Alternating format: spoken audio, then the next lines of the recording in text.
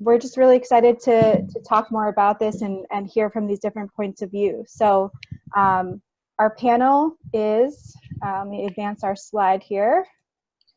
Here we are.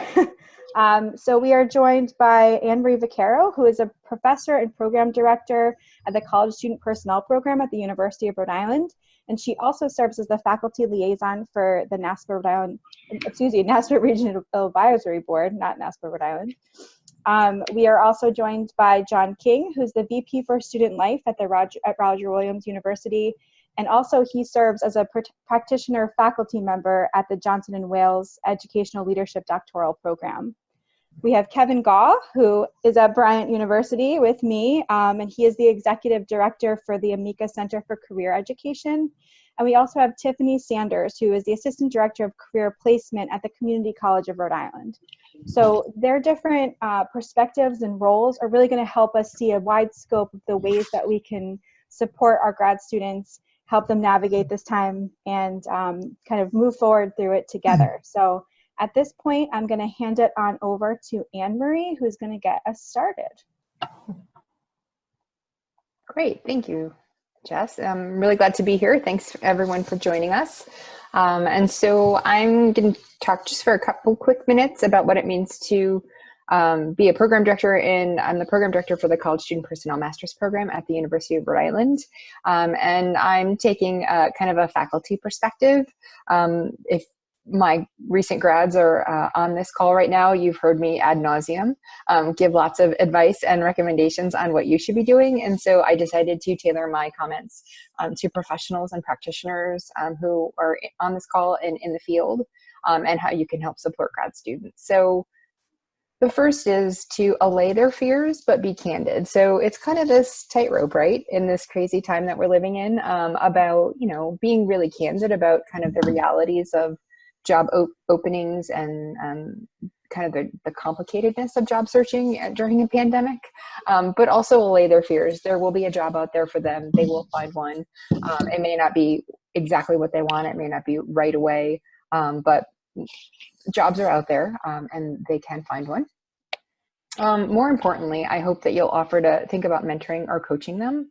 I think a lot of grads, especially recent grads who've lost that connection to their cohort or their graduate community, are really going to be in need of some folks to get advice from, some folks to be their sounding boards. And of course, faculty in the programs are always willing to do that, but I think that it's really helpful to come from professionals in the field, especially those of you who are hiring or who've been in hiring freezes, or who have been through the searches as a search chair. You can offer some advice generally that could really help allay some of their fears. Please share those job postings when you do have them. For those of you who aren't in freezes or expect positions to come open, please send them to us as the faculty. We all have listservs for our grad programs. And if you're alumni of a program, send them to your own graduate program. It's really helpful for students to see these coming across the list. So please share those postings whenever you see them, even if they're not from your institution. It's really nice when you kind of forward them on. Another thing that you can do is review resumes and cover letters. Students in the CSP program had to revise their resumes and cover letters like 3 times this last year, but another set of eyes is always really helpful.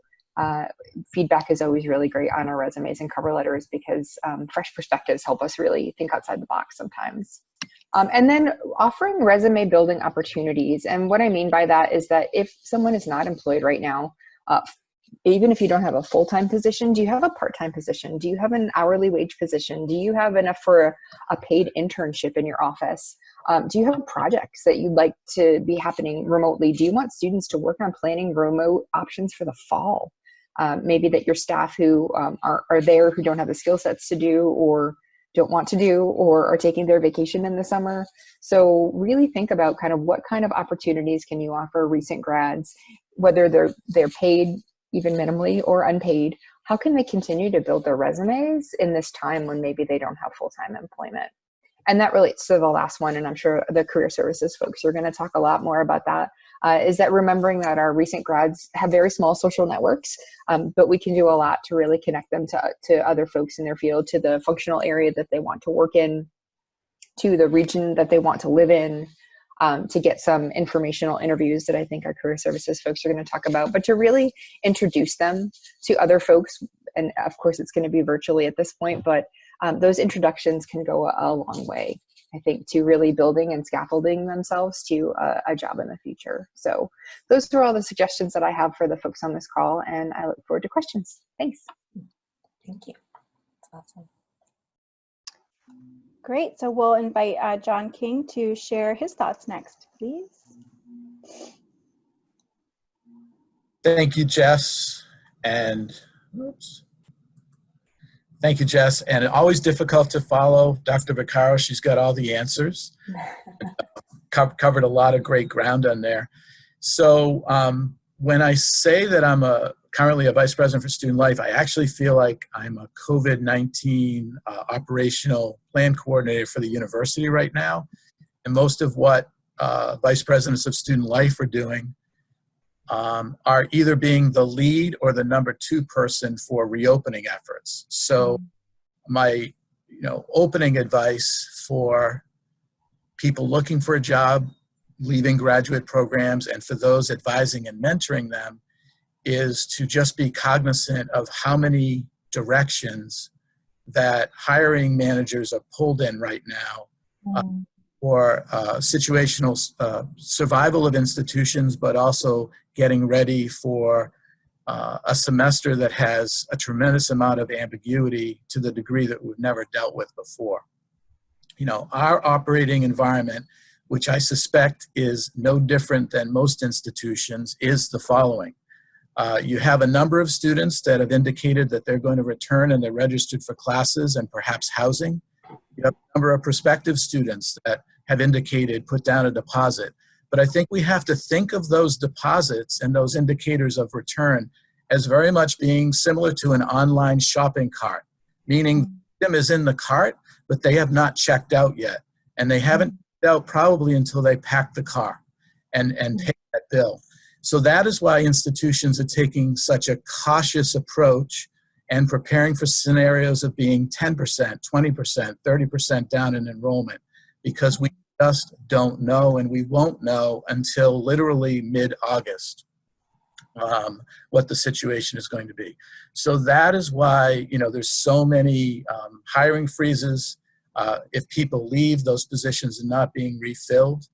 This will result ultimately in some people possibly making decisions on their own in terms of professional staff existing, which may then in turn create openings for graduate students who are leaving programs, graduating from programs for movement later on in the academic year.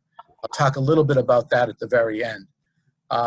So the impact on budget, staffing, and hiring is profound. I've been in the field for 37 years. Nothing comes close to this, nothing at all. And I think as we advise graduate students, and for the graduate students that are on the call today, it's not you, all right? And so don't get down, don't get on your self-esteem, don't think it's hopeless. As Anne-Marie Vaccaro mentioned, there will be opportunities, and the field is dependent on new graduate students coming in and bringing energy, particularly around technology and new approaches, everything that we do in student life as well as academic support.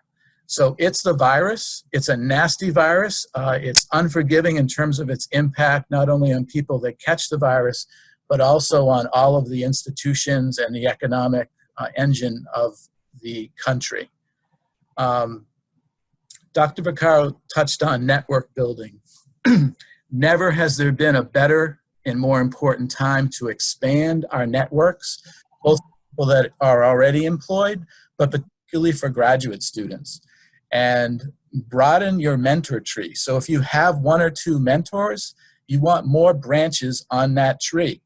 And one thing about people that work in higher ed, particularly those that work in student affairs or other student services oriented divisions, is they take on mentorship seriously. They are open to it, and it is okay to have multiple mentors. Okay, so broaden your mentor tree, make that the trunk of that tree a little bit stronger. Now, If you are not employed for the fall, you need to follow Dr. Vaccaro's excellent recommendations. I have some very similar ones. There will be project work available. And try to think of yourself as being adaptable and projecting what the needs of institutions will be. From my vantage point, I believe that health education and the whole area of testing and tracing, particularly tracing, is going to be something that lights on fire in July, and institutions are going to be looking for people to both coordinate and deliver that work. So try to be adaptable, and as you are speaking with mentors and speaking with people in your network, doing informational interviews, whatever your approach is, and it should be multi-pronged, try to, be very informed of the current situational needs of every institution and talk about ways in which you are thinking and possibly researching that can help an institution. I do believe, as Anne-Marie said, that there will be project work available, because as institutions sort of trim back their staff because of the unknown, there are going to be great gaps. And we all know that COVID-19 takes so much more time in terms of running a campus, administering everything from residence life to dining to athletics, if we have athletics, to counseling, to health, and to student programs engagement, that it's not possible for our current staffing to really keep up with the extra demands. So there are some opportunities out there. Now, if you are employed for the fall, congratulations, and we should encourage anybody that's newly employed to take the same approach of being nimble and adaptable. Stay in your graduate student mode of reading, position papers, being extremely knowledgeable of everything that is out there that's put out by the CDC, the American College Health Association, every single piece of literature. You want to have that top of mind so you can speak about that.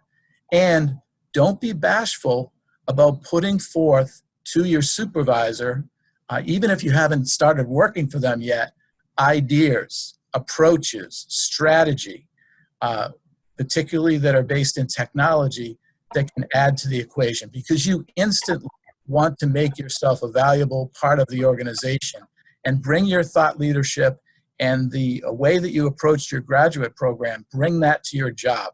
Really think about the academic writing that's happening right now, which is very, is evolving quickly, and just know your stuff. And then finally, next to finally, adapting. Situational challenge is here. Situational leadership is needed. And that is one of the reasons that in higher ed, student affairs folks are rising to the level, because we are used to crisis. We're trained. We grow up in it. And you can bring that adaptive mindset in a better way than perhaps a lot of folks on the academic side. Now, finally, I do want to add in one section that isn't in my PowerPoint, and that is institutional support for graduate students, as well as professional staff members such as hall directors, residence hall directors, whose positions may not be entirely safe. I have made a commitment to all of our residence directors, even though I needed to furlough them for a good chunk of this semester. I have made a commitment that regardless of their job status, that their housing is protected. So even if they're not employed, if they're not in active employment, because we need to furlough them a little bit further, not knowing what's going to take place in August, for instance, that their residence hall apartment, because let's face it, residence life folks are basically housing insecure in a way, because they depend on the university. That is their status quo. So I think we all should encourage our institutions to make a similar pledge to graduate students that have housing as a part of their compensation, and to professional staff members. That's not a typical approach, but this is not a typical crisis. Thank you very much. Thank you. Thank you so much, John. It's great advice. And we will turn it over to Kevin next. Kevin? Hi, thank you, Jess, and thank you all for joining us. It's a real honor to be participating in this webinar. So I'm the Executive Director for the Career Center here at Bryant University, the Amicus Center for Career Education. And being a career person, you're going to hear some very applied things, but it really supports and echoes what has already been shared so well already. The first thing is I would tell any grad student, or actually any of us, we need to take care of ourselves, probably being more mindful of our self-care now than we've ever done before because we're in isolation. And we have to figure out how to be kind to the people around us as well, because our networks are truly, as already stated, our networks are so important as we go through this crisis and get out of this crisis. So taking care of oneself is an important factor. Now, I want to also say at the bottom of this slide, there's a reference to a Newsweek article that came out just a few days ago. You can either look at that, or if you go to my LinkedIn post, I actually reposted. I thought it was a great synopsis. So some of these, actually most of these points come from that. Okay, we'll go to the next item. There you go. Now this is important. When you're looking for jobs, don't just send them out to anybody and everybody and, you know, send out, 100 resumes and wish something happens. It's very important to strategically apply to jobs in a crisis, as it is in a non-crisis time. The people reading these applications can easily tell if you are interested in their job, their campus, and if they will look to discern to see if this is one of these spray and pray type of applications, because they want someone who wants to be at their school. They're looking for fit. So when I say strategically apply, I'm one of those people who say, you know, your cover letter is custom to the specific job. Your resume has been customized for that specific job, maybe not changed very much, or your CV. And you are really doing a one singular application to that one position. So that's what I mean by strategically. And they are relevant to your skill set. So it's not just something way out there just because you see an opening, but it's actually, it makes sense to the agency or to the school that's reviewing your application why you're applying to them. If you wait for that perfect job, it may never happen. This is a reality, and I think, Anne-Marie, you mentioned this. It's important to take a job, and not just any job, but if you're waiting for the perfect job, I would say all of us would be waiting for a long time. We create perfect jobs. We create the work communities that we're in, and it's how we choose to engage in that environment, in that work environment. And that's where the perfect job starts to evolve.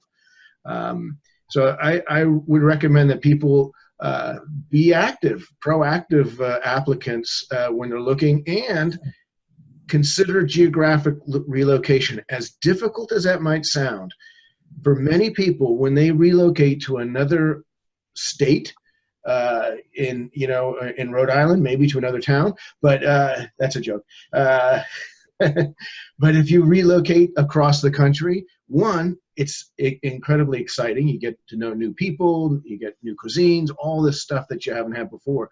But it actually creates a greater worldview, a professional worldview that you have, and you become a stronger candidate for future opportunities because you have multiple new perspectives that you brought into your professional practice. Do it without expecting you're going to get a job offer. Meet people in the profession. You've probably been doing this, but keep doing it. And talk to other people, just like with this. I think all of us who are presenting, we're more than happy to chat with grad students about what we do and how we got into the profession. And it really gives perspective, and that's a valuable lesson, just hearing other people's perspectives, their trials and tribulations and things like that. Someone said, I think, John, you said, continue the grad school skills of reading. Continue the grad school skills of being frugal. Seriously, you'll pay off loans faster, but you also you'll start saving money, and you need to do that. You gotta start tucking money away now. A lot of people are doing that who are employed, because we don't know what this crisis is what it's going to do. So it's really important to be frugal and save money. Do it now. And mentioned earlier, someone keep learning. And let's skip to the next slide. And I wanted to show some things about LinkedIn. First of all, if you haven't created a professional profile on LinkedIn, do so, because every search committee is going to look at your LinkedIn profile. The second, the slide that's above my profile, that's LinkedIn Learning. And LinkedIn Learning has incredibly good short modules for learning content and skill sets. It's fantastic. Public speaking, how to do a PowerPoint presentation that doesn't put people to sleep, learning about cadence and speech, all kinds of elements, and a lot of other cool things. So I would recommend, while you have access to LinkedIn Learning, most of you will, as grad students, access the LinkedIn Learning modules. It's a fast way, but there's other tools. Your library on campus will have other online learning resources that are free. Jump on that. The slide to the right, or the picture to the right, what this is, I wanted to share this with you because this is something that, as career coaches, what we teach students to do is how to drill down in your alumni database of your particular school, and then how you can then, so you can see here, Bryant has 41,348 alumni on LinkedIn. That's your community to start working with in terms of networking. You've got a community at your school that are out there employed already. So you can actually drill this down with search filters and find out who's working in higher education across all the years that alumni have been using LinkedIn. So you might find, for instance, at URI, which is a very big school, you might find several thousand professionals in higher education that you can connect with. You don't know them, but you can connect with them because you have a common affiliation of the institution. And they are more than likely happy to connect with you because of that affiliation. So this is a strategy we use with our students here at Bryant. For companies, I would use this with grad students who are looking for opportunities. And the last slide I have is, please, for goodness sakes, could you just use the Career Services Office? Yes. The reason why I say it this way is a lot of times when we get stressed out, we think, oh, no, they can't help. But Career Centers, we actually have lots of tools and resources. We're skilled at reviewing CVs, at resumes. We help with mock interviews. We'll help you prepare for an interview for a job. We have all kinds of tools available for graduate students. They're often thought of as undergraduate services, but actually we serve both graduate students and undergraduate, and we actually serve alumni as well. And if you have graduated and are looking, your Career Center most likely will provide you services anyway. So you have access to all the services, the career fairs, the virtual career fairs, all those kinds of things. Most Career Centers extend that out to alumni as well. So that's what I have to share. Thank you very much. Great. Thank you so much, Kevin. Yeah. And we will continue the conversation with Tiffany. Thank you. Let's see. Hi. Okay. So with all the great information that has been shared already, and again, I think we're all sharing the same sentiment, it's about staying current at this time. And we can look at that in various different ways, but just pointing out in some of the bullets that we have here, one of the great things to keep people current, just in general, and just as us as people, is to maintaining productivity. And that may look like various things for different people, but it's really important to, in this place that we're in, that feels like we are so out of our norm, to be able to create what is now our new normal during this time.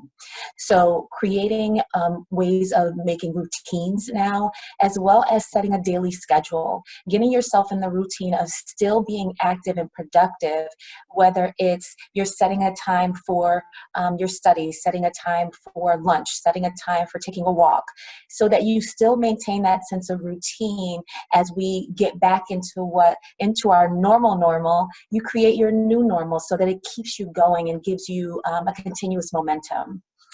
And then next, making sure that you're brand building. Now, this is a great opportunity for us to actually sit back and think about who am I, and what is it that I have to offer in society, and an organization, in my family or friends? What is it that I now have to offer? And you can create a brand out of that and literally begin to figure out what is your target audience. Once you realize who you are and what you have to offer, who's my target audience? And then from there, you can really start to begin and build a foundation, which can also then lead you to creating strategies to be able to build a community. So, and you can do that through what we're all using even right now. What is it that's important? Even with doing this presentation, it's about where we are in COVID. And look at that foundation that's been put together just to bring a community of people together to have this great discussion and pass that information along. So you can do that for yourself in building what your brand is.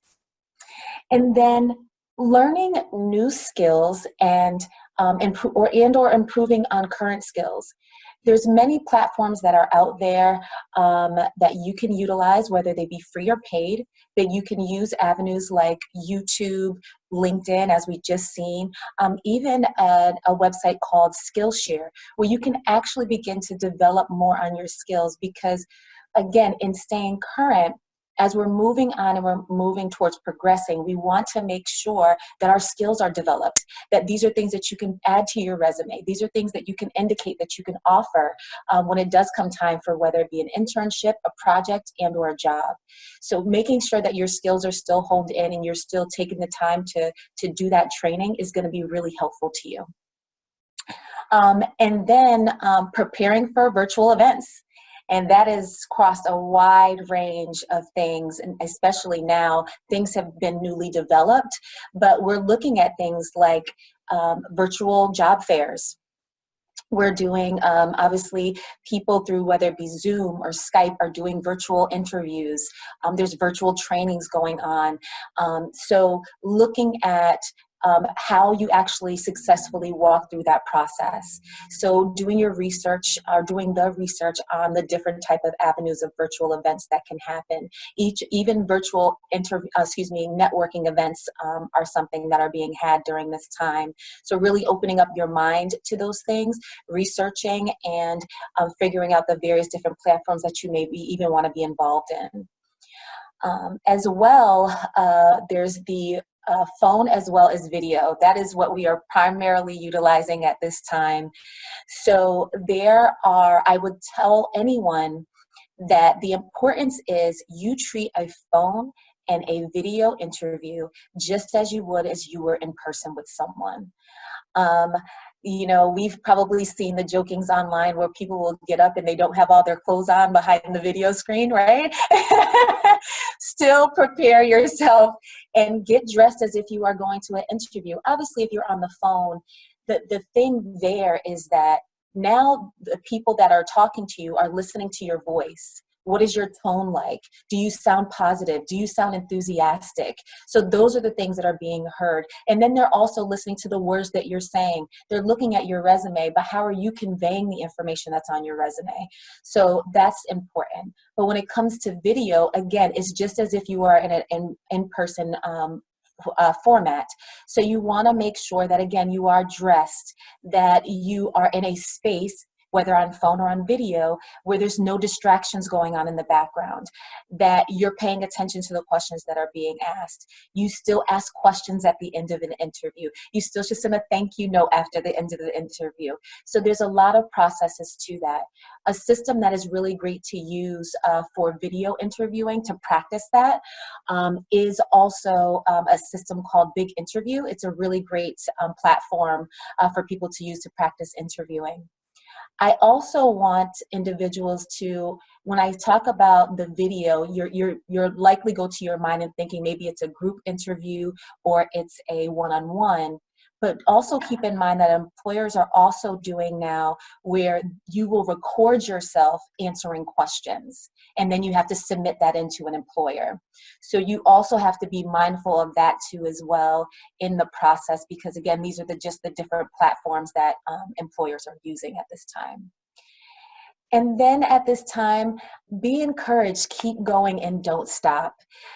Honestly, in this time, it can feel a little uncertain and we're really trying to get over the hump here, but just keep going because that opportunity is going to come. This too, as they say, will pass and we will get into a physical environment. But for now, a lot of the ways that we're communicating, a lot of ways that we work will likely be virtual. So just keep honing on your skills, keep working through these virtual platforms to make sure that you are able to best build yourself to feel confident as we go into the next step of, you know, the states opening and all these various things, and especially where you want to get to in the next point of life. And then staying positive through the process. How you can go about doing that is taking time to even just get just a breath of fresh air. Sometimes it's taking walks, getting exercise, doing those things that make you happy, getting on the line with family and friends, still staying engaged and still staying active is what's going to keep that positive momentum going. Because right now we are definitely in a space again where we're working virtually, but our minds are working. Our minds are working because we're trying to figure out what to do next. And a great way to do that is to stay positive and know that we can get through this. And thank you. Thank you all. Great, thank you. Jess, I don't cut you off. This is a problem with Zoom. That Oh, go ahead. I was just going to thank them all and just say that I really appreciated the different perspectives. It was funny ahead of time. You don't know how that plays out, but I feel like it was really nice, and all of you provide a nice compliment to each other's ideas. We do have about 20 minutes for questions, and we had one question come in early on that was for the career folks, but I actually think it applies to all 4 panelists. The question was looking towards this upcoming year for current graduate students. So they haven't graduated yet, they're coming back. Maybe they were anticipating doing some type of practicum experience. Are you seeing any sense that students are at risk of losing these experiences because of fears of COVID, that people might not want someone from outside their community coming in to work? I don't know who wants to start first. I'll certainly start if that's okay. Can everybody hear me all right? Okay, great. So I can tell you that some of the things that I've heard from employers that we've worked with, as well as from students, and I can start with the student perspective. Yes, there's definitely been those worries. What am I going to get my internship? Am I going to get my practicum? And it's been about, from my experience, about 50-50. We've had, we actually recently had done a survey of some of the employers that we've been partnering with and asked about what were their plans for the future. And there were indications of, you know, we're delaying, we're going to wait a little time before we have a definitive answer. Some said we're definitely not doing any in the summer. And then there's some who said we're not doing any summer or fall, so not for the rest of 2020. And or they had canceled practicums or internships. But on the other side of it, what a lot of employers were going to was the virtual side. We're going to have people doing virtual internships where we will assign them certain tasks and we will communicate through that platform. So those seem to be, again, the wide range of opportunities that are available. And so they are certainly out there, but it's being used to being able to adjust your mind. Now that may vary depending on the type of organization that you want to go into. So for example, on one of the conversations I had, it was about like the court system. What is that going to look like, and whether or not students can go into those buildings and be able to, you know, be a part of that process. And those have even been delayed. But I have also looked at, again, a lot of transition into whether it's updating their social media or doing certain documents online that, you know, obviously we're not privy to certain private information, but being able to do that process. So the opportunities altogether, they're certainly there, but it's changing your mindset of being in a physical space to now being in a more virtual space. I can jump in a little. Oh, Anne-Marie? Yeah. Okay. So very similar to what Tiffany is saying. We've had our experience with our employers. One of the things that we did to pivot for this as an institution is that we created a student waiver that the university produced that allows for virtual internships. And and the reason why we did this is because of the risk of COVID-19. And so we needed to create a new waiver because it just didn't exist. We also created a safety agreement with all our employers. So if they are having a student as an intern on site or even virtual now, that they are going to recognize the risk factors and attend to those factors, which are spelled out very briefly in the safety agreement. So administratively, we've created some documents that help increase awareness. I also think there are gig websites out there where people can deploy their skills to cover for a while and develop project skill management and work on projects. Every employer is going to be looking at somebody, if they're not employed, what did you do? And so we've been coaching students to engage with intention through, maybe it's 3 months, maybe it's 1 month, but to demonstrate to an employer, this is how I use my time while I wasn't working. An employer who sees that will be very interested in that candidate versus the other one, students that I worked on my gaming skills or something. They will be very impressed. And so we're coaching students to do that. And I would recommend that as a way to bridge. Yeah. And the other interesting footnote here, Tiffany mentioned about the courts. In Rhode Island, we had the same problem with the state internship program. Amazingly, how the Rhode Island state government responded, they worked to create virtual internships for every accepted intern. These are the interns who were working in court with confidential documents under supervision and could not go in. So they created new internships for them and did it differently. So being able to pivot, someone mentioned that earlier, being able to move with the being super adaptable, different. I think, John, you were mentioning that. That's what made it for those interns and the state as well. Thank you.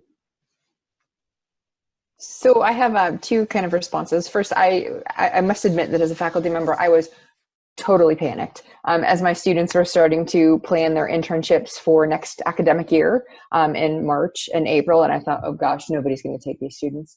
And I am so thankful to the student affairs community because you all stepped up.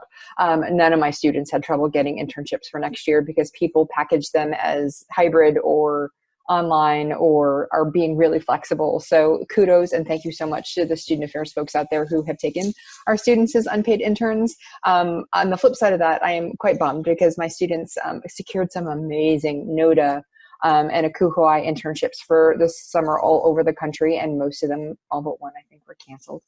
And so students are unemployed for the summer, those who are continuing. So I'm gonna do a shameless plug here. So if anybody on the call has or knows of folks who have project work this summer, or even a 5-hour-a-week paid job or some kind of internship that you want students to do, please send them my way. And I'll forward them on to my students who are just kind of looking to really build their resumes this summer and have really secured some amazing internships, but they got canceled. So if anybody knows anything, please shoot me an email directly, put something in the chat, and I'm happy to connect, to pass that on to my students who are really looking and eager to do something this summer, even if it's just small project work or a couple hours a week. So thanks. I'll just add two pieces. I think that was really well covered. I think virtual is going to be the way for a lot of internships to go for the next 6 to 12 months. But institutionally, if we are sending anybody out to a particular placement, I think we want to make sure that that placement is following CDC guidelines as well as any state guidelines. So for instance, here in Rhode Island, all of us had to file a COVID-19 business reopening plan, not similar to the higher ed reopening plan, but this is for our workforces. And those were due May 19th. And I think a number of states have that regulation in place.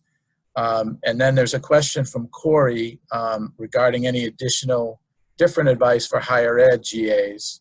For example, human and family relations and counseling, as well as international relations. I think for the first two, there will be a lot of opportunities. for those particular types of majors, whether it be through tele applications, whether it be through test tracing, whether it be working with families that have gone through extended unemployment, multiple unemployments in a family.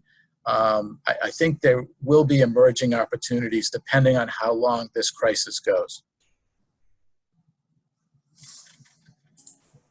Thank you. This question didn't come in on the chat, but as we're talking, I'm thinking about this.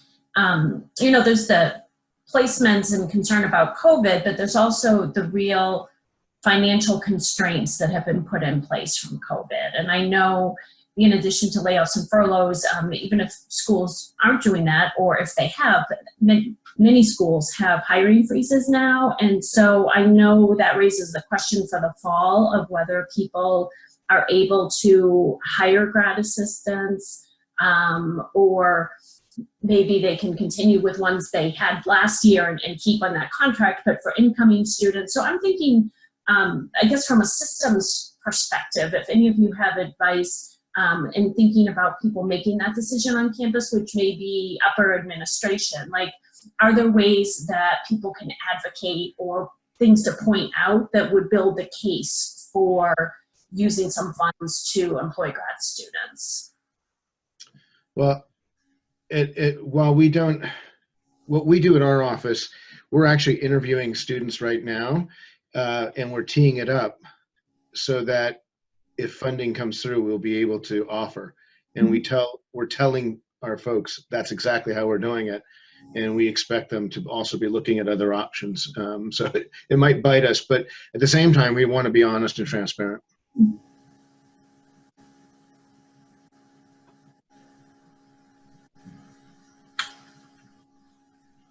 I don't know if Anne-Marie or John, if you've seen it in terms of Anne-Marie, your students worried about employment for the fall, or John, if you're sort of hearing people with the same concerns. You know, so far our Vice President for Student Affairs has been really thoughtful about saying, you know, I'm committed. We offered grad students contracts for the fall, and so far, you know, but as John mentioned, this changes by the day. I have heard nothing that would tell me otherwise, but grad assistantships on some campuses like yours are really expensive. And so if we go to furloughing or laying people off, I don't know how secure those positions will be, but I have heard nothing otherwise yet. And I think that, you know, we want to also not to stop the pipeline to our profession, and it also hurts enrollment numbers. So it's even more complicated than laying off or furloughing employees. Is the grad assistants, you know, have these multiple roles of, you know, they're also students, and that's enrollment numbers, and they're also essential to a lot of the work that we do in student affairs.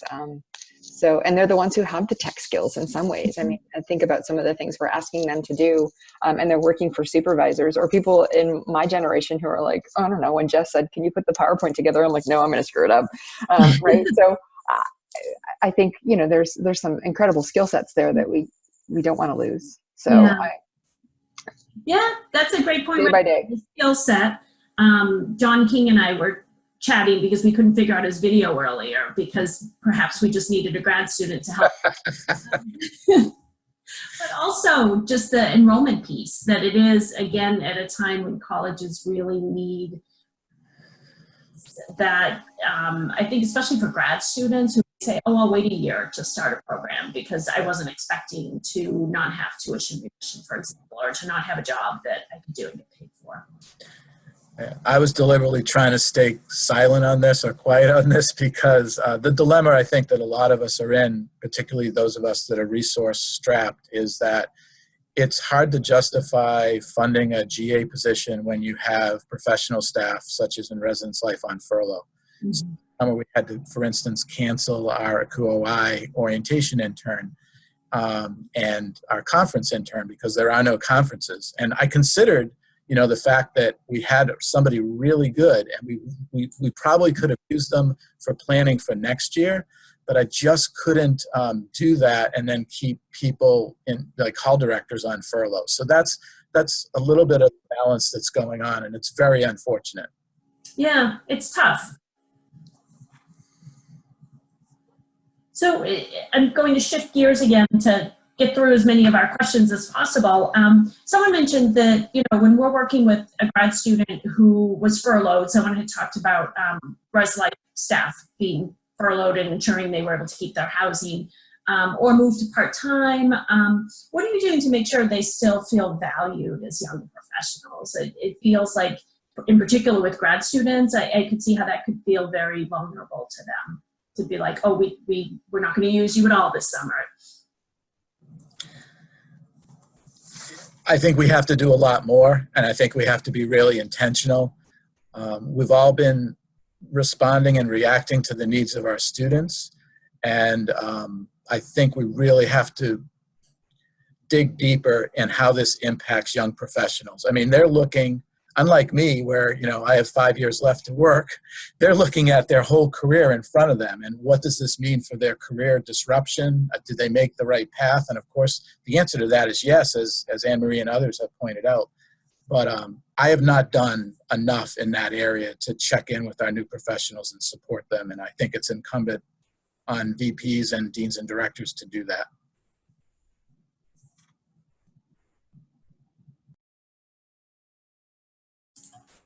We're trying not to overkill. I think students only want to spend so much time with me, right? But I'm trying to offer, like our incoming class, we have 3 virtual meetups. We did one and 9 out of 13 came. We have another one tonight. We'll see who shows up, where we're kind of doing some of the get to know you, affirming and telling them all the information that we know, which is not much for fall and what that looks like, but trying to be as transparent and communicative without being really annoying. So there's a balance there. I have a question that came in from Cory Davis, and I'm mentioning his name because I'm not sure exactly what he meant by his question. So Cory, I'm hoping you'll unmute yourself and ask it about the doctoral students. Yeah, absolutely. I was just noticing our conversation very much focused, I think, on our traditional 2-year master's students.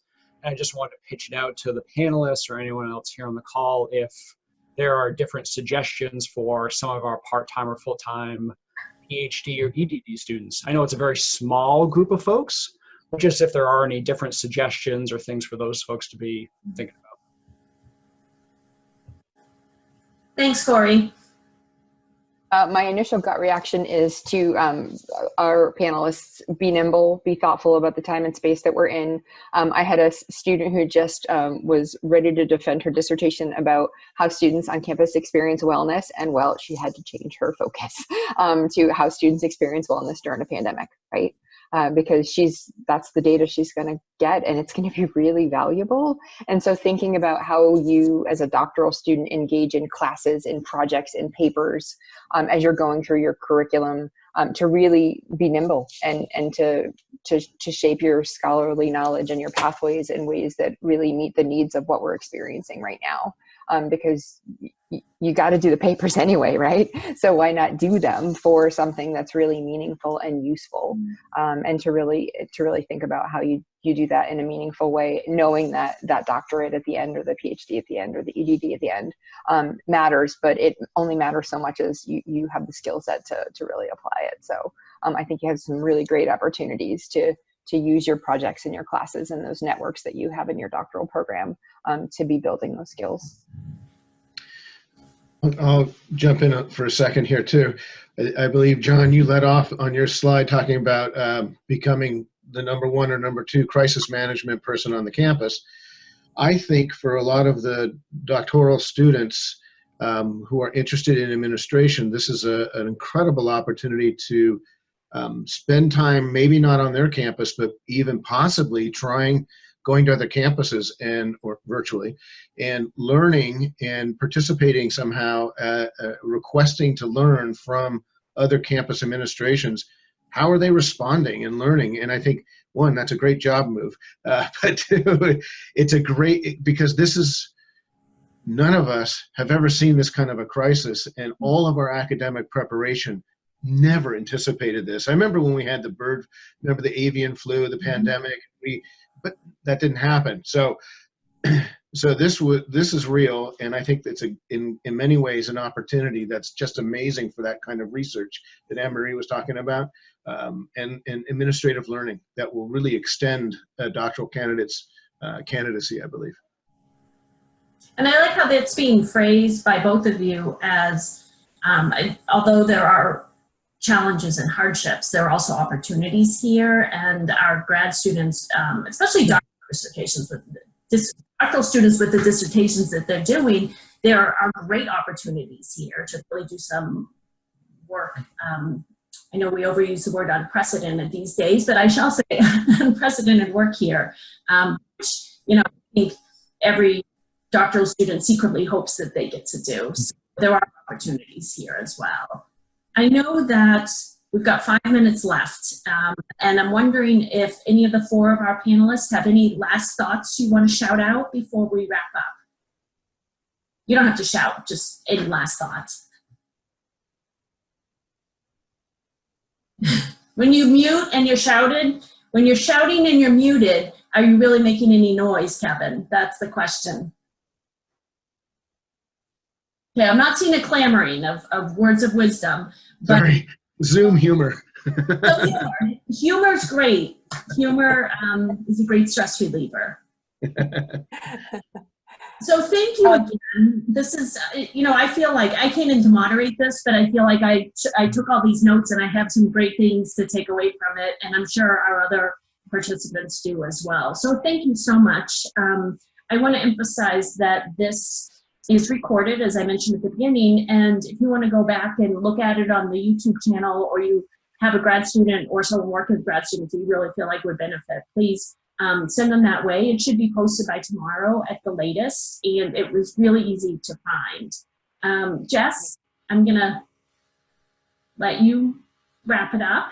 Sure. So again, thank you for joining us. Great conversations. I got a lot of great ideas myself as well. I want to thank all of our panelists and Melinda for helping moderate and keep all of this going in our 1 hour time frame. Just before we wrap up, there are a lot of events that are being planned and already planned through NASPA Region 1 to engage in. You, again, don't need to be a member of NASPA, but we encourage it if you can. And so there is a reoccurring conversation with folks who've been laid off or furloughed, or maybe coming into that situation possibly, just to connect on that subject. Just kind of a loose conversation every other week. So it's something that you may want to engage with if this is your situation, or if you're thinking about that. Lots of talk about this subject has been going around. And we also have a trivia lunch coming up of a little throwback on the 27th. So, you know, who doesn't like trivia? It's great. So if you're interested in that, or you just want to learn a little bit more about NASPA Region 1 and some of the history, we encourage you to join in on that. And really, if you're looking for events, the best place to find them is on the NASPA Region 1 Facebook page.